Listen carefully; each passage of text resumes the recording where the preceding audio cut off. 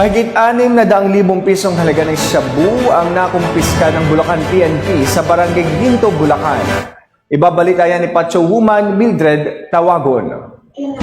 618,000 pisong halaga ng hinihinalang shabu ang nakumpiska ng Giginto Municipal Police Station sa dalawang individual sa isinagungang bypass operation sa Barangay Poblasyon, Giginto, Bulacan. Kinilala ni Police Lieutenant Colonel Joey Louis Bilaro, Chief of Police ng Giginto Municipal Police Station, ang mga naarestong suspek na sina alias Puti, 21 anyos at alias Abyong, 26 anyos na pawang mga residente ng nasabing lugar. Ayon kay Police Lieutenant Colonel Bilaro, naging matagumpay ang operasyon sa pinagsanib na puwersa ng Station Drug Enforcement Unit at Giginto Municipal Police Station na kung saan 2 piraso ng transparent plastic sachet ng hinihinalang shabu na may bigat na 90.80 gramo na nagkakahalaga ng 618,000 pesos at 500,000 pesos mark money ang nakumpiska sa mga suspek. Nahaharap ang mga sospek sa kasong paglabag sa Republic Act 9165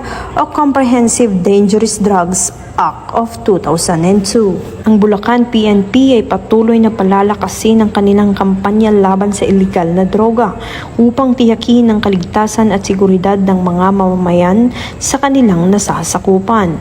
Hinihikayat din ng publiko na mag-ulat ng anumang kahina-hinalang aktibidad kaugnay sa illegal na droga para sa agarang pagresponde ng mga otoridad. Mula dito sa Bulacan Police Provincial Office, ako ang iyong PNN Correspondent, Patrol Woman Mildred A. Tawagon, alagad ng batas, tagataguyod ng balitang pulis.